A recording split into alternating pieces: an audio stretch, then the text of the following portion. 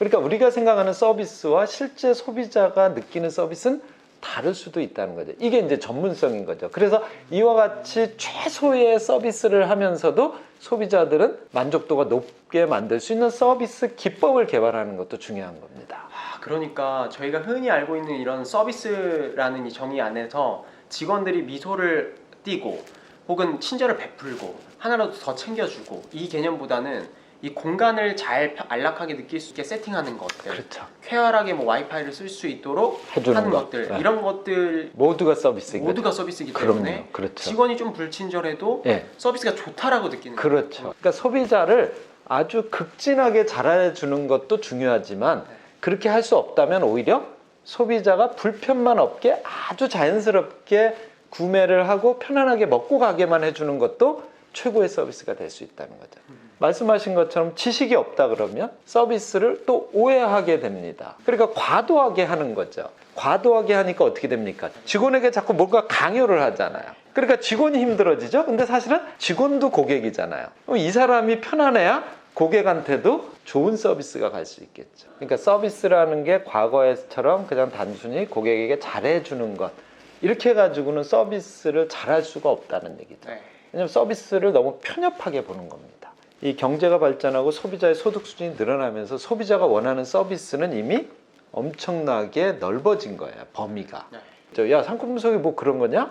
여기 부동산과 관련된 거 분석하는 거지? 예. 그러면 이제 망하는 겁니다. 지나다니는 사람. 그렇죠. 뭐 숫자 세고. 예, 숫자만 세고 뭐 여기가 건물이 좋네 나쁘네, 위치가 좋네 나쁘네, 전면이 넓네 좁네.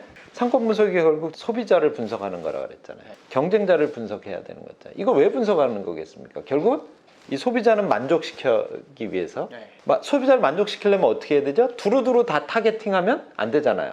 특정한 계층만 타겟팅할수록 성공할 가능성이 높겠죠. 그 다음에 경쟁자는 또 어떻습니까? 결국은 경쟁은 하는 게 좋습니까? 안 하는 게 좋습니까? 안 하는 게 안 하는 게 좋죠. 그러면 그 경쟁자들이 없는 시장 찾아낼 수 있잖아요. 자, 매장을 또 아무리 잘 만들면 또 뭐합니까? 소비자가 나를 모를 수도 있잖아요. 내가 저 산속에 있을 수도 있고 바닷가에 있을 수도 있고 뭐 지하에 있을 수도 있고 저 꼭대기층에 있을 수도 있습니다. 그렇게 찾아오게 만드는 걸 우리가 뭐라 그럽니까? 마케팅이라 그러잖아요. 그래서 결국은 상권 분석이 돼야 점포를 제대로 만들 수 있고 마케팅도 제대로 할 수 있다는 얘기죠.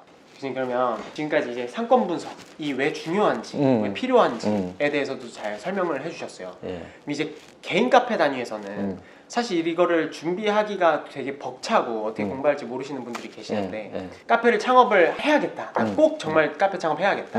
그럼 최소한의 이거 정도는 좀 했으면 좋겠다. 이런 상권 분석의 방법. 가장 좋은 방법은요. 그 지역에서 가장 잘 되는 카페를 찾아내는 거예요. 뭐 카카오 맵도 좋고요. 네이버 지도도 좋아요. 아니면 뭐 검색을 해도 좋고요. 지도에서 카페만 보실 수 있습니다. 위치랑 다 나오잖아요. 아니면 뭐 그거 아니더라도 동네 한 바퀴 쭉 돌면 찍으실 수 있잖아요. 그렇죠? 뭐 어느 시간에 가면 제일 좋을까요? 점심시간에, 주말에 사람이 많을 만한 시간에 한 바퀴 쭉 돌면 비슷한 시간대 손님이 제일 많은 카페 찾아내실 수 있겠죠. 거기에 답이 있는 거예요. 잘 되는 데 이유가 있는 겁니다. 1등인에만 보시면 그 상권의 특징이 다 나옵니다. 소비자가 누군지 나오겠죠. 그 사람들이 뭐 먹는지 나오겠죠. 커피를 먹는지 디저트를 먹는지 아니면 또 다른 시그니처 메뉴가 있는지 주로 어떤 사람인지 다 아실 수 있죠. 객단가 얼마인지 계산할 수 있죠. 그 집의 분위기 알 수 있죠. 그 집의 사장님, 직원들이 어떻게 하는지 알 수 있죠. 서비스 다 알 수 있어요. 그 다음에 그 집이 고객들을 관리하기 위해서 어떤 마케팅과 어떤 고객 관리를 하고 있는지 다 알 수 있죠. 근데 그 정도도 모른다 그러면 하시면 안 돼요. 왜냐면 상권 분석이 안 된다는 건 사업하지 말라는 얘기입니다. 그렇지 않아요? 그 뭐냐면 시험 공부 하나도 안 하고 시험 봐서 100점 맞겠다는. 상권 분석이 또 중요한 건 내가 투영을 해서 쟤를 볼 수 있어야 돼요. 겉에만 보시지 말고요. 저 안에 내면이 보여야 돼요. 저 카페가 성공하는 이유.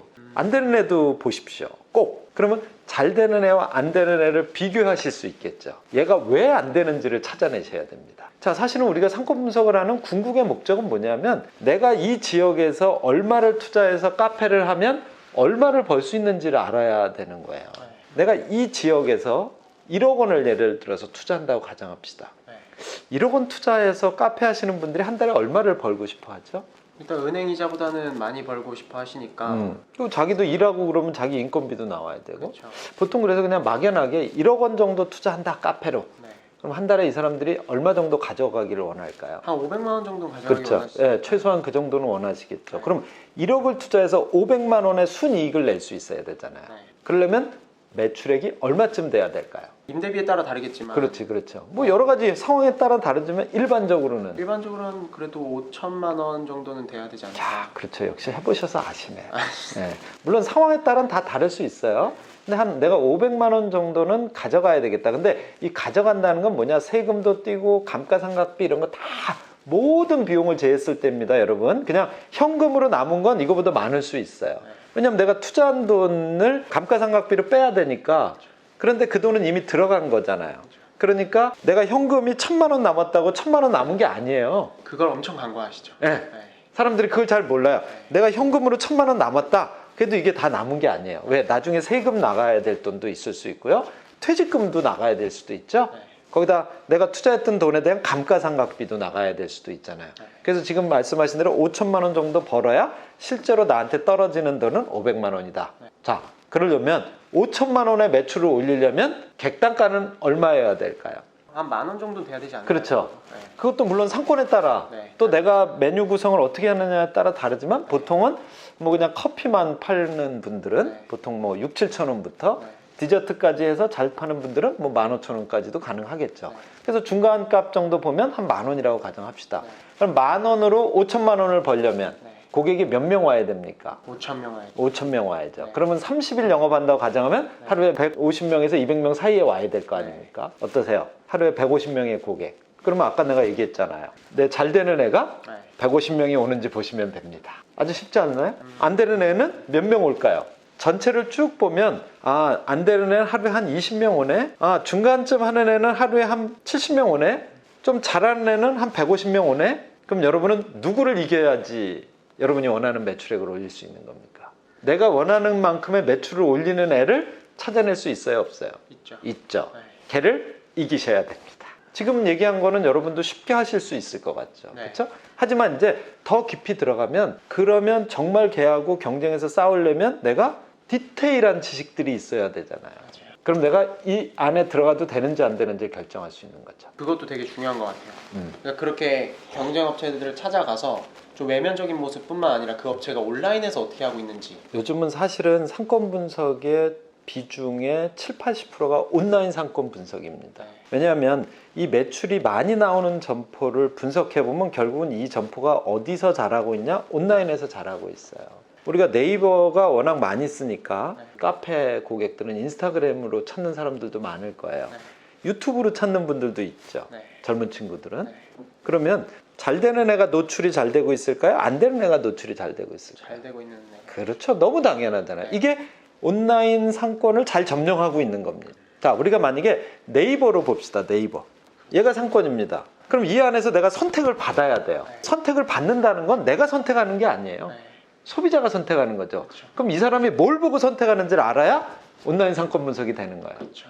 여기서 뜨면 뭐가 먼저 떠요? 뭐가 먼저 보여요? 카페 이름, 이름, 사진, 뭐 메뉴, 메뉴, 가격. 그쵸, 그쵸. 네. 또 리뷰. 리뷰. 네. 그러면 일단은 제일 먼저 눈에 띄는 건 사진이에요. 그러면 내가 네이버 플레이스에다가 어떤 사진을 올리는 게 좋아요? 거기 딱 들어가시면 사진이 많이 보여야 1개 내지 3개 이내에서 보입니다. 막 뒤져보기 전에. 네. 3개를 만약에 올린다면 네. 첫 번째 사진은 뭐, 두 번째 사진은 뭐, 세 번째 사진은 뭐. 이게 인테리어가 똑같은 거예요. 그럼 그 상권에 어떤 사람들이 어떤 목적으로 오는지를 정확히 알아야 그 사진을 결정할 수 있겠네요. 그렇지. 그게 상권 분석인 거예요. 아, 사실은 제일 중요한 건 뭐예요? 이걸 검색해서 찾는 고객이 네. 카페를 찾는데 네. 왜 찾는지를 알아야죠. 이걸 이제 우리가 전문 용어로 선택 속성이라고 그래요. 그걸 알아야 얘가 원하는 거, 가고 싶은 걸 보여줄 거 아닙니까? 네. 그래서 사진도 어떻게 올리냐를 알아야 되죠. 네. 어떤 메뉴를 제일 위에다 띄울지도 알아야 되죠. 네. 가격은 어떻게 설정해야 될지도 알아야 되죠. 내가 장사하려고 하는 상권에 잘 되는 아이들을 분석하라 그랬죠. 네. 그때도 매장만 보시면 안 돼요. 온라인 상권을 보셔야죠. 그래서 소비자들이 무슨 얘기를 써놨는지 봐야죠. 만족했다면 만족한 얘기를 써놨을 겁니다. 이 소비자들이 이런 걸 만족하는구나. 네. 불만족했으면 불만족한 내용이 나오겠죠. 네. 아, 이런 건 또 싫어하는구나. 네. 그럼 거기에서도 이제 경쟁자의 단점도 파악할 수 있겠네요. 그럼요. 그래서 보통 오프라인 상권 분석에서는 정성적인 걸 내가 전문 지식으로 분석을 하는 거고, 네. 온라인 상권 분석에선 데이터도 있을 수 있겠죠. 네. 상권 분석 시스템이라는 게 있습니다. 네. 소상공인시장진흥공단에서 제공하는 거, 네. 뭐 국민은행에서 제공하는 거, 나이스비즈맵, 비즈GIS 뭐 여러 군데서 다 제공하고 있어요. 네. 이런 것들을 활용해서 데이터로 이 점포들을 볼 수 있어요. 물론 개인 점포의 데이터는 안 나옵니다. 이건 개인정보보호법 때문에 안 나오니까 네. 이렇게 묶어서 나와요. 어... 하지만 그걸 내가 묶어서 나온 걸 잘 보시고 현장에 가보면 다 뜯어서 볼 수 있잖아요.